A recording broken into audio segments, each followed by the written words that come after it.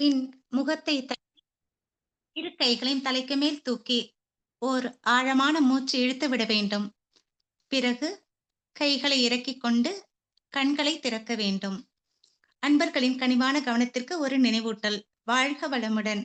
அருள் தந்தை வேதாத்ரி மகரிஷி அவர்கள் தனிமனிதன் அமைதி பெறுவதற்காக உடல் நலத்திற்கு உடற்பயிற்சி, உயிர் வளம் பெற காயகல்ப பயிற்சி, மனம் அமைதி பெற அகத்தவம் மற்றும் அகத்தாய்வு பயிற்சிகளை அளித்துள்ளார்கள். இத்தகைய சிறப்பான மனவளக்கலை என்னும் வாழ்க்கை கல்வியை உலக சமுதாய சேவா சங்கம் ஸ்கை யோகா இணைய வழியே 12 நாட்கள் அடிப்படை பயிற்சியாகவும், அதனைத் தொடர்ந்து 4 மாதங்கள் சான்றிதழ் கல்வியாகவும் நம் இல்லம் தேடி வந்து அளித்து வருகிறது. இந்த சிறப்பான செய்தியினை நமது உறவுகளிடமும் நட்புகளிடமும் பகிர்ந்து அனைவரும் உடல் நலத்துடன் ஆரோக்கியமாக அமைதியாக வாழ நம்மால் ஆன சிறு உதவியினை செய்வோம்.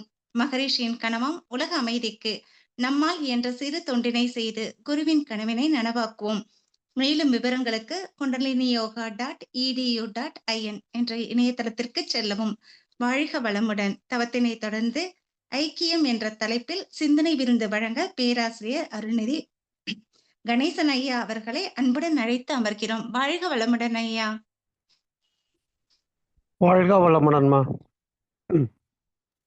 இல்லை, ஒரு இறை வணக்கம் குரு வணக்கம் பாடலை பாடி இன்றைய நிகழ்வினை சிறப்பாக வழிநடத்தி கொண்டிருக்கக்கூடிய அருள்நிதி பேராசிரியர் மஞ்சு பாய் பாலா அம்மா அவர்களை தவ நிலையில் நின்று அனைவரும் வாழ்த்து மகிழ்வோம். பேராசிரியர் அருள்நிதி மஞ்சு பாய் பாலா அம்மா அவர்கள் வாழ்க வளமுடன். பேராசிரியர் அருள்நிதி மஞ்சுபாய் பாலா அம்மா அவர்களும் அவர்தம் அன்பு குடும்பமும் அருள் பேராற்றல் கருணையினால் உடல் நலம், நீளாயுள், நிறை செல்வம், வியர்ப்புகள், மெய்ஞானம் ஓங்கி வாழ்க வளமுடன். வாழ்க வளமுடன். வாழ்க வளம். நன்றிகள்மா. வாழ்க வளமுடன். நன்றிகள் ஐயா. வாழ்க. இன்றைக்கு ஒரு நல்லதொரு தலைப்பு, வாழ்க வையகம், வாழ்க வையகம், வாழ்க வளமுடன். ஐக்கியம் என்ற தலைப்பில் அருள் தந்தை அவர்கள் அவருடைய கருத்துக்களை சிறிது நேரம் சிந்தனைக்கு எடுத்துக்கொள்வோம். இப்போ மனிதனாக பிறந்துவிட்ட அனைவருக்கும் நல்லா வாழணும், மனநிறைவோடு மகிழ்ச்சியோடு வாழணும், துன்பம் இல்லாமல் வாழணும் அப்படிங்கிற நோக்கம் எல்லாத்துக்குமே இருக்கு. அது பிறகு நம்ம வாழ்றாங்களா அப்படிங்கிறது ஒரு பெரிய கேள்விக்குறியாக இன்னைக்கு வரைக்கும் இருக்கு இல்லைங்களா? ஸோ நம்மளுடைய நோக்கம் தெரியாமல் நம்ம போயிட்டு இருக்கிறனால தான் இவ்வளவு இடர்பாடுகள் நமக்குள்ளாக வருகிறோம். இப்போ நம்ம மனுஷனாக பிறந்தவங்களுக்கு ஒரு அல்டிமேட் எய்ம் இருக்கும் இல்லையா? மனித குலத்திற்கான ஒரு நோக்கம்னு ஒன்று இருக்கும். அது தெரியாமலே வாழ்ந்து கொண்டிருக்கிறோம். இப்போ இந்த காலகட்டத்தில் என்ன நோக்கமாக அவங்க வச்சிருக்கிறாங்க அப்படின்னு பார்த்தோம்னா, நல்லா ஒரு கல்வி, தொழிற்கல்வி பயில வேண்டும், நல்ல ஒரு பேக்கேஜான ஒரு சேலரிக்கு போய் உட்காரணும், நல்ல ஒரு வாழ்க்கை துணை, அப்புறம் மக்களை பெற்றுக்கொள்வது, நல்ல ஒரு சுருக்கமாக சொல்லணும்னா நல்ல ஒரு பொருளாதாரத்திலையும் அந்தஸ்துலையும் நல்ல ஒரு நிலையில இருக்கணும், இதுதான் நோக்கம் அப்படின்னு இன்றைக்கு எல்லாமே அதை நோக்கி ஓடிக்கொண்டிருக்கிறார்கள். ஆனால் உண்மையான நோக்கம் அது அல்ல இல்லைங்களா? இது எப்படி இருக்குது அப்படின்னு பார்த்தீங்கன்னா, பஸ்ஸில் ஏறி உட்காந்துட்டு கண்டக்டர் வரும்போது நீங்கள் எங்கே சார் போகணும்னு கேட்கும் பொழுது தெரியாமல் உட்காந்துட்டு இருக்கிற மாதிரி ஒரு நிலை இது. இந்த எய்மே தெரியாமல் நம்ம பயணித்து கொண்டிருக்கிறோம் வாழ்க்கையில். ஸோ அது நோக்கம் என்னவா இருக்கும் அப்படின்னா அதுதான் ஐக்கியம். ஐக்கியம்ல என்ன பொருள் அப்படின்னு பார்த்தீங்கன்னா, ஒருமைப்பாடு, ஒற்றுமை, ஒருங்கிணைப்பு, ஒன்றாக இணைந்து ஒரே வடிவமாக எடுத்தல் அல்லது ஒரே நிலையை அடைவதை குறிப்பதாகும். இந்த ஒருங்கிணைப்புங்கிற வார்த்தை பார்த்தீங்கன்னா எல்லா இதுலேயும் யூஸ் பண்ணுவாங்க. பொருளாதாரத்தில் இருக்கட்டும், அரசியலாகட்டும், சில கட்சிகள் ஒன்றிணைந்ததுன்னா ஒன்றிணைந்து செஞ்சு விட்டோம் அப்படின்னு சொல்லுவாங்க. ஆனால் ஆன்மீகத்தில் பார்த்தீங்க அப்படின்னா இந்த ஐக்கியம்ங்கிறது எப்படின்னாக்க ஒன்றுபடுதல். எதோட ஒன்றுபடுதல்? தனி மனிதனுக்குள்ள ஒரு ஆத்மாவும் பிரம்மமும் ஒன்றிணையும் அந்த ஒருமையே என்ன சொல்றாங்க? ஐக்கியம்னு சொல்றோம். ஆங்கிலத்தில் பார்த்தா ஒன்னஸ் அப்படின்னு சொல்லுவாங்க. அப்படி இல்லைனாக்கா யூனிட்டி ஆர் யூனியன் சொல்லுவாங்க. ஸோ பிரம்மத்தோட நம்மளுடைய ஆன்மாவை இணைத்து ஒன்றரை கலப்பது தான் இதுங்க ஐக்கியம்னு சொல்லக்கூடிய ஒரு வழி. சரி, நம்ம எதுக்கு நம்ம ஐக்கியம் ஆகணும் இறைநிலையோட அப்படின்னு பார்த்தோம் அப்படின்னாக்கா, பெரும்பாலும் பார்த்தீங்கன்னா இந்த வேதாந்த முறைப்படி பார்த்தோம் அப்படின்னாக்கா, பரத்மா பிரம்மம் அப்படிங்கிறது ஒரு முழுமையான பூரணமான ஒன்று. நிறைத்தன்மைகள் நம்ம கேள்விப்பட்டிருப்போம் இல்லைங்களா? வற்றாயிருப்பு, பேராற்றல், பேரறிவு, காலம்னு போட்டிருப்போம். அந்த வற்றாயிருப்பு அப்படிங்கிறது அதுங்க ஒரு முழுமையான ஹோல் பாடி. இப்போ அதிலிருந்து அதுதான் பிரபஞ்ச ஆன்மான்னு சொல்றாங்க. அது வந்து அனைத்து ஜீவராசிகளையும் உள்ளடக்கியது. ஆனாக்க நம்ம ஜீவாத்மான்னு சொல்லக்கூடிய இந்த தனிப்பட்ட உயிரினங்களுக்குள்ள ஒரு ஆத்மா, அதாவது உயிர், இது வந்து பிரபஞ்சத்திலிருந்து வந்த ஒரு பின்னப்பட்ட பகுதியாகும். ஸோ இந்த பின்னப்பட்ட பகுதி எப்பொழுதுமே அப்படிங்க முழுமையை நோக்கி சென்றாகணும், அதை சேர்ந்து விட வேண்டும். அது இயற்கை நீதி. இந்த ஜீவனுக்குள்ள ஆத்மான்னு சொல்லக்கூடிய ஜீவாத்மா நான் பரமாத்மாவுடன் இணைவதே ஆன்மீக விடுதலை. இதுவே முழுமை பேறு, இதுவே ஐக்கியம். எதுக்காக இப்படி போயிட்டு நம்ம இணையணும் அப்படின்னு பார்த்தோம்னா, இயற்கை நீதி அது. கடல்ல பார்த்தீங்க அப்படின்னாக்க, ஒரு கடல்லேருந்து ஒரு பக்கத்துல ஒரு ஆறு ஓடுது. அது நீர்த்துளிகள் அப்படி இருக்கு வச்சுக்கோங்களேன். அந்த நீர்த்துளிகள் வந்து கடல்ல போய் சேர்ந்துருச்சு அப்படின்னாக்க, அந்த நீர்த்துளின்னு சொல்ல மாட்டோம், கடல்னு சொல்லுவோம். ஆனா அந்த நீர்த்துளி கடல்ல போய் கலக்காத வரைக்கும் அதுக்கு பேர் என்னங்க? நீர்த்துளி தான். அது மாதிரி இந்த துளி நீர் வந்து அந்த கடல்ல போதாத வரைக்கும் அது கடல் என்று சொல்லுவதில்லை. ஆனா அது கடல்ல போய் சேர்ந்தாதான் அது முழுமை பெறும். அது மாதிரி எங்கிருந்து நாம இயற்கை நீதியில பார்த்தோம் அப்படின்னா, எங்கிருந்து நம்ம வந்தோம் அப்படிமோ அங்கேயே போய் சென்று சேர்வது தான் இயற்கையோட நீதி.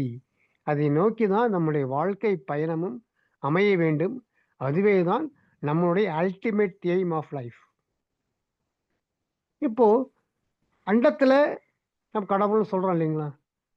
பிரபஞ்சத்துல அந்த பிரம்மாவை கடவுள்னு சொல்றோம். ஆனா அது பின்னப்பட்ட வந்து நம்ம இடத்துல உயிர்னு சொல்றாங்க. அது வந்துட்டு அண்டத்தில் கடவுளென அழைக்கப்படாதவன் பிண்டத்தில் உயிரென பேசப்படுகிறான். கண்டத்தின் மேலே கருவில் நிலைத்தவன் கடவுளையும் ஒன்றாக காண்கிறான். அண்டத்தின் பிண்டத்தும் அவனையே காண்கிறான் அப்படிங்கிறாங்க. அதாவது அண்டத்துல வந்து கடவுள் சொல்றவங்க வந்து பிண்டத்துல உயிர்னு சொல்றாங்க. என்ன சொல்றாங்க?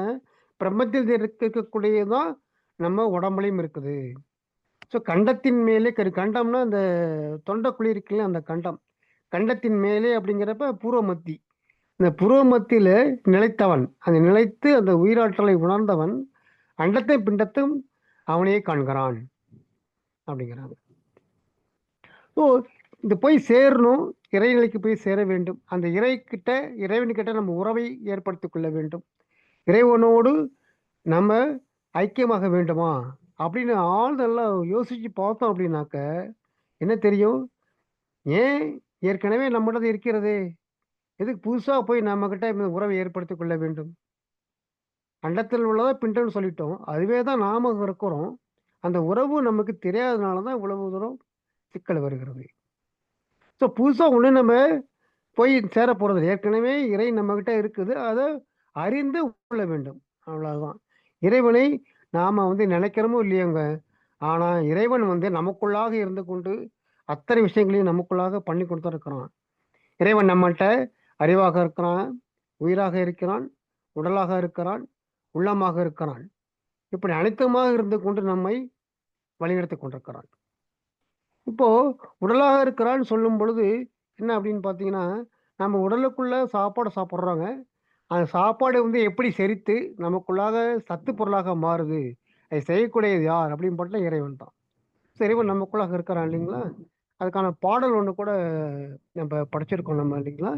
அந்த உண்ணும் உணவே 7 தாதுக்களாய் மாறி உடல் உயிர் அறிவு இவை தொடர்ந்து இங்கே காண்போம். எண்ணிடுவோம் இவற்றில் ஒரு செயல் கூட நாமோ எவரோ இவ்விதத்தை செய்தது இல்லை. உண்மையிலேயே இறை வெளியே ஊடுருவி நம்மில் ஒழுங்காக இவ்வனைத்தும் உயர் அன்பால் ஆற்றும் திண்மையுள்ள தெளிவோடு இந்த தெய்வாற்றலை மதித்தும் செயலாற்றி வாழ்வதுமே இதுங்க தெய்வ வழிபாடாகும். அந்த தெய்வம் நமக்குள்ளாக இருந்துக்கிட்டு இத்தனை விஷயங்கள் எப்படி செய்யுதுங்க? உயர் அன்புனால இவ்வளவு செயல்கள் செய்து 7 தாதுக்களாக பிரித்து நமக்கு உடலுக்கு வேண்டிய சக்தியை, மனதுக்கு வேண்டிய சக்தியை அளித்துக் கொண்டிருக்கிறது நம்மளுடைய இறைநிலை. இந்த தெளிவோடு இந்த உண்மையை புரிஞ்சுக்கணும். புரிஞ்சுக்கிட்டு அதுக்காக மதித்தும் செயலாற்றி வழுவதுதான் இறை வழிபாடு. அதுதான் இறைவன் நமக்குள்ளா இருக்கிறான். அவனை வழிபடணும் அப்படின்னா அவனை மதித்து அவன் செயலை நம்ம மதிக்க வேண்டும். அதுக்கு முரண்பாடா நம்ம எதுவும் செய்து விடக்கூடாது. ஸோ அண்டத்தில் உள்ளதா பிண்டம் சொன்னோம். அப்போ ஒரு பெரிய விஷயத்த நம்ம பார்க்குறோம் அப்படின்னா சின்ன விஷயத்த படித்தா போதும் இல்லைங்களா? அப்போ பிரபஞ்சத்தில் இருக்கக்கூடியதான் நம்ம உடலுக்குள்ளாக இருக்கு அப்படின்னு சொல்லும் பொழுது நம்ம உடலை நம்ம புரிந்து கொண்டாவே இறைவனை புரிந்து கொண்ட மாதிரி. ஆனா அது அவ்வளவு சீக்கிரம் நடக்குமா அப்படின்னு பார்த்தோம்னா உள்நோக்கு பாதை, அகநோக்கு பாதையை தேர்ந்தெடுத்து அகம் நோக்கி நோக்கி போக போக நாம் தன்னுள் இருக்கும் இறைவனை உணர முடியும். அதற்காக கொடுக்கப்பட்டதான் நம்முடைய வேதாத்திர பயிற்சி முறைகள். இப்போ வேதாத்திரத்தில் என்ன பண்றாங்க? அதுக்கு முதல் ஸ்டெப் என்ன சொல்றாங்க? உயிரை உணர சொல்றாங்க. இந்த ஐக்கியம் அந்த இதுல போய் இறைவனோட ஐக்கியம் ஆவதற்கான வழி சொல்லி கொடுக்குறாங்க. அதுக்கு முதல்ல என்ன பண்ணணும்? உயிரை உணர வேண்டும். இந்த உயிரை உணர்வதற்கு பழங்காலத்தில் பார்த்தீங்கன்னா 2 முறை இருந்ததுங்க.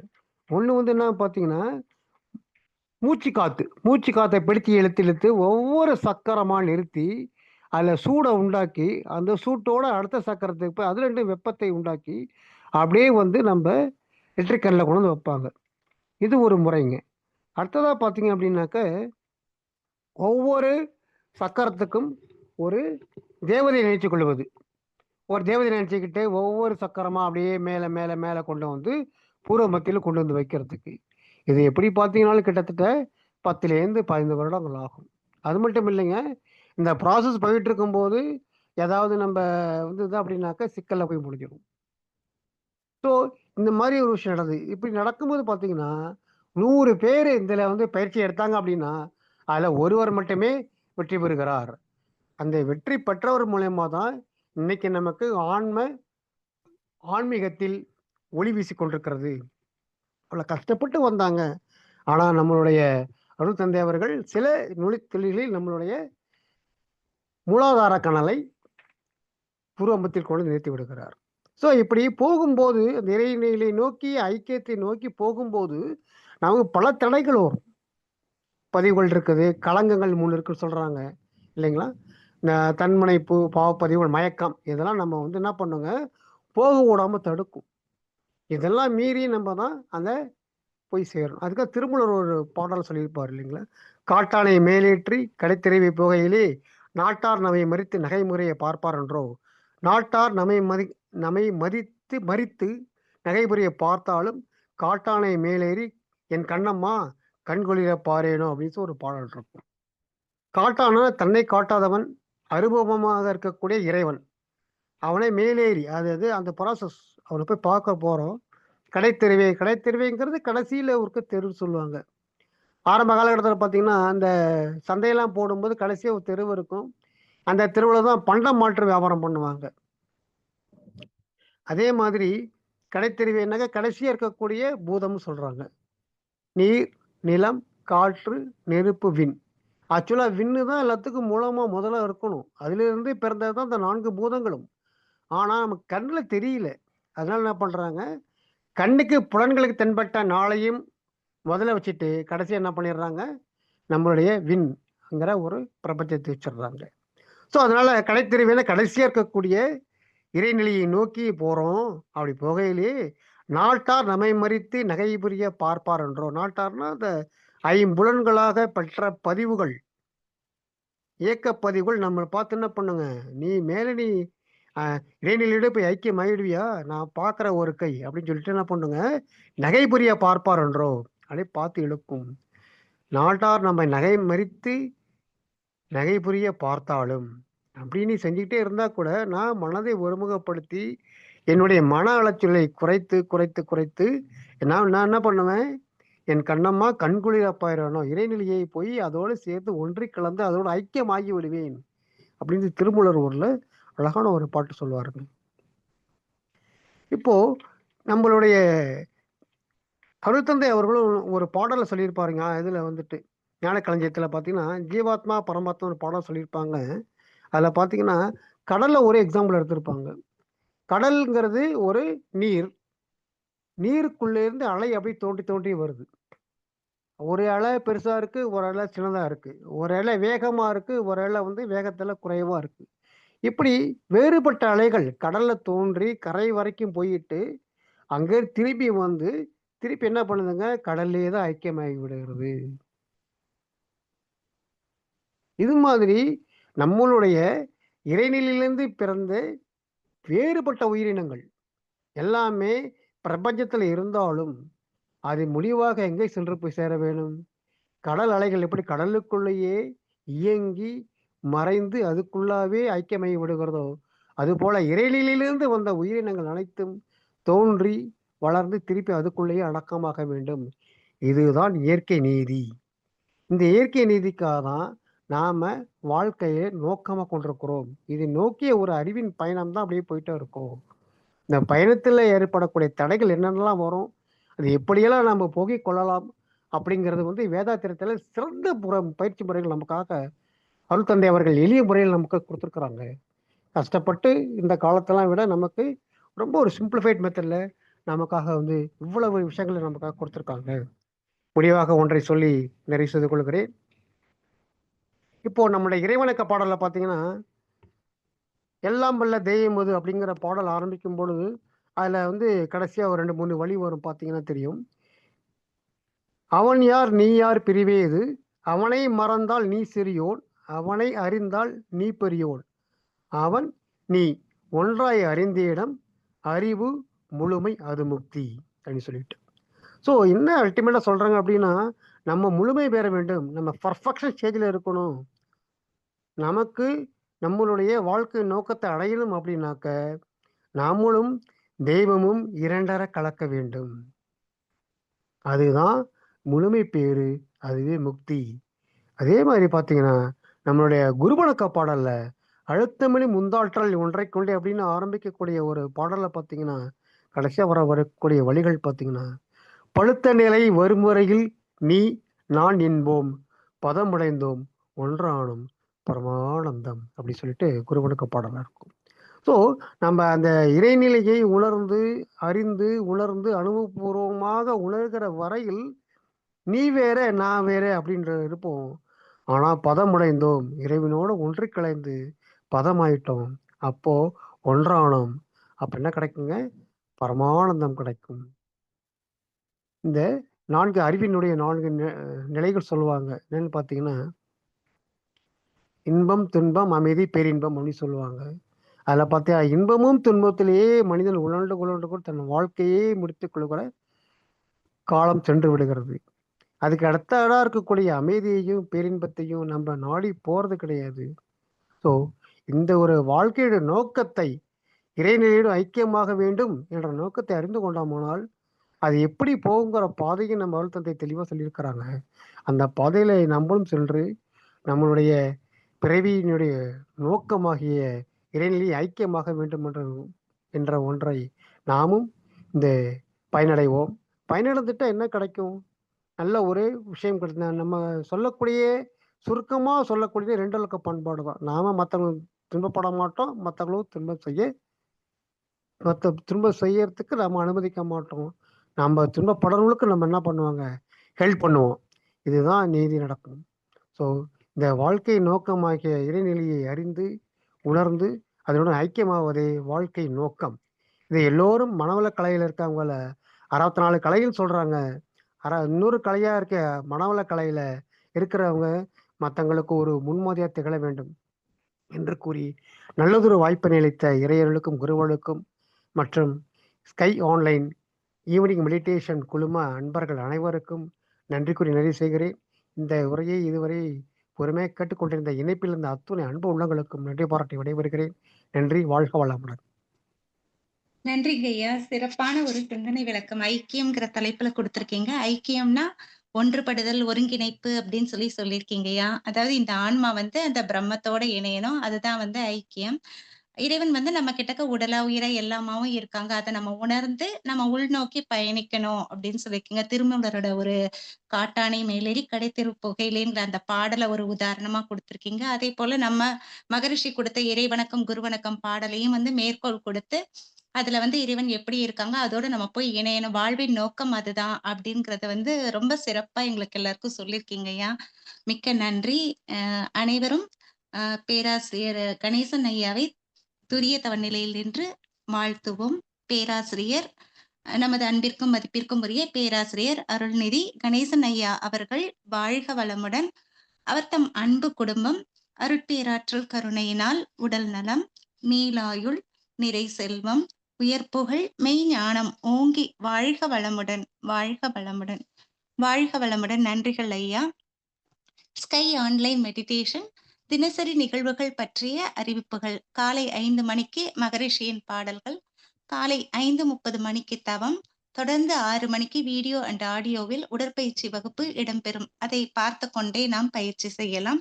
மாலை 6 மணிக்கு மகரிஷியின் பாடல்கள், மாலை 6:25க்கு மாலை காயகல்பம், மாலை 6:30 மணிக்கு தவம், 7 மணிக்கு சிந்தனை உரை, மாலை 7:30 மணிக்கு உலகநல வாழ்த்துடன் நிறைவு. பிரதி சனி மாலை தவத்தினை தொடர்ந்து மாலை 7 மணி முதல் 7:30 மணி வரை ஐயம் தெளிதல் நிகழ்வு நடைபெறும். பிரதி ஞாயிறு மாலை 7 மணி முதல் 7:30 மணி வரை சிந்தனை நடைபெறும். உலக நல வாழ்த்து. உலகமெல்லாம் பருவமழை ஒத்தபடி பெய்யட்டும். உழவரெல்லாம் தானியத்தை உவப்புடனே பெருக்கட்டும். பல தொழில்கள் புரிகின்ற பாட்டாளி உயரட்டும். பகுத்துணர்வில் தொகுத்துணர்வு பண்பாட்டை உயர்த்தட்டும். கலகங்கள் போட்டி பகை கடந்தாட்சி நடக்கட்டும். கல்லாமை கடன் வறுமை களங்கங்கள் மறையட்டும். நலவாழ்வை அளிக்கும் மெய்ஞான ஒளி வீசட்டும். நம் கடமை அறவாழ்வின் நாட்டத்தே சிறக்கட்டும். நம் கடமை அறவாழ்வின் நாட்டத்தே சிறக்கட்டும். நம் கடமை அறவாழ்வின் நாட்டத்தே சிறக்கட்டும். வாழ்க வையகம், வாழ்க வையகம், வாழ்க வளமுடன். மனமகிழ்வோடு இன்றைய நிகழ்வினை நிறைவு செய்து கொள்வோம். அனைவருக்கும் நன்றி. வாழ்க வளமுடன்.